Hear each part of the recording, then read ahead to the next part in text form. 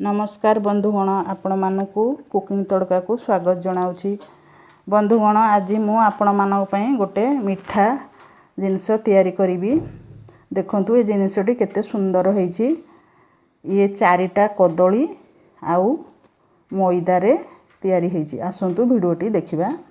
देखंतु एठी मु चारटा कदली नेईची, गोटे गिना मैदा नेईची, तापरे चीनी आउ गुजराती चारटा नेईची, तापरे किछि नोडिया गोटे कोरिकिरी नेईची, चारटा कदली, तापरे काजू, तापरे पान मधुरी गोटे चामच नेईची। एबे आमे गोटे ग्राइंडर गिना रे चीनी हाफ गिना मु नेईची, चीनी आउ गुजराती की आमे एबे ग्राइंडिंग कर दबा। तापरे एबे आमे ग्राइंडिंग कर सारिकिरी ताकू देखंतु हमर एबे चीनी ग्राइंडिंग हे गला। ता थाने मु गुजराती चारटा ग्राइंडिंग कर देछि। तापरे आमे एबे सेई गिना रे मु गोटे नोडिया एठी कोरिकिरी रखिछि, ताकू एबे मु ग्राइंडिंग करिवि।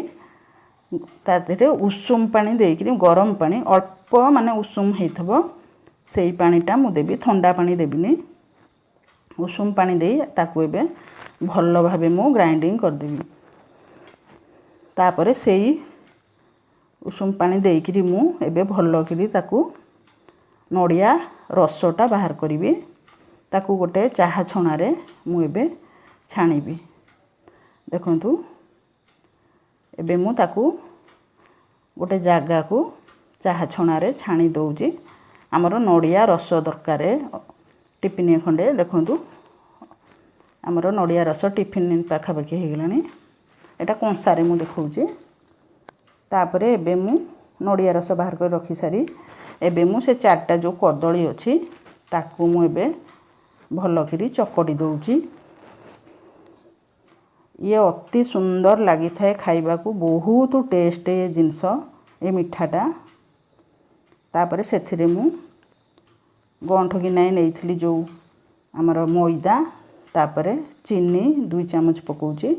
आपण आपनको हिसाब रे मिठा पकेइबे। तापरे मु सेथिरे पान मधुरी पकई दउची। तापरे सेथिरे काजू मध्य अल्प ताकू खंड करी पकईची। तापरे अल्प अल्प पानी देई आकु मु चकटीबी। बेसी पानी करिवे नै, बेसी पानी कर देले बाग हबो नै। सेतमे अल्प अल्प मेंचा मेंचा की जेमति हमर हबो। टिके अधिक पतळा हेगला सेतमे मु आ गोटे 2 चामच मैदा पकई दउची।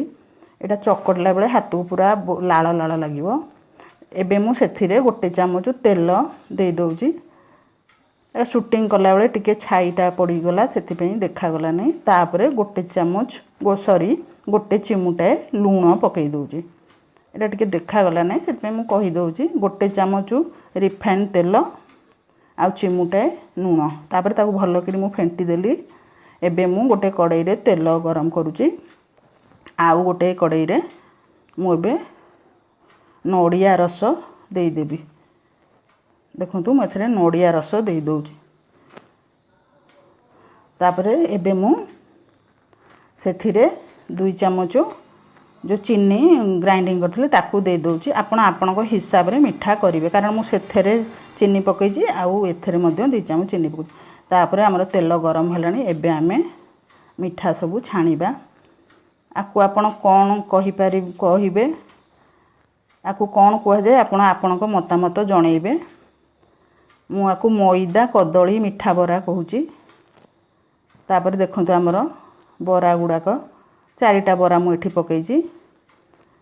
बरार साइज एते टिके बाग होउनी, किंतु खाइला बेल को बहुत बढ़िया टेस्ट लागिता। आपण बरार साइज न देखि ता स्वाद देखिबे, चाखिबे, बहुत बढ़िया लागिता खाइबा पई। कारण एथरे कदली पड़िची, सेति पई आमे जतबेले मिठाटा को छाणुचे से कोन होउची ना से टिके लाल लाल हेकिरी एते बाग गोल हेई पारुनी। किंतु आपणा साइज देखंतु ना, स्वाद देखंतु, बहुत बढ़िया लागि था एटा खाइबा पई। तापरे आमे एबे सेई तेल रे आउ सब जाक मिठा छाणी दबा। देखन तापरे एबे मु गोटे उतुरा आसीछि से नोडिया रस बेसी मु फुटेनी। गोटे फुटण आसिले आपण गैस बंद कर देबे। तापरे सेथिरे बरा गुडा मीठा जिंस को सब बुड़े देबे। तापर ताकू घंटाए जाई छाड़िबे घंटाए गला परे अध घंटाए पर से सबू जाक नड़िया रस टाणी नड़िया रस सबू मिठा जिनस सबू पीज तापर बहुत नरम लगे खाइबा पे आपको आपण कौन कहिबे ए मिठा मु मिठा जिनस कहूँ आपको आपण मतामत जनइबे आपको कौन कह जाए बोली देखंतु अध घंटाए पर घंटाए अध घंटाए पर आपण आपको नड़िया रस रे बुड़े देबे नड़िया रस बेसी फुटेबे नहीं कारण से घी तेलेंटिया लगे से गोटे दी फुटण आसला पर आपण बंद करदेबे गैस तापर से ततला ये नड़िया रस रे आपण ये मिठा जिनस को सब पकेबे बहुत बढ़िया लगी खाइबा में देखंतु केते सुंदर सॉफ्ट होईची जेते समय जाए नड़िया रस रे बुड़ीकी रहिबो सेते टेस्ट लगे आपण अति सहजरे मिठा जिनस आपण घरे करी तैयारी करी खाइबे आ आपणको मतामत जणैबे आ मो चैनल को लाइक शेयर सब्सक्राइब कर दे प्लीज मो चैनल को लाइक शेयर सब्सक्राइब कर देबे रहुची धन्यवाद।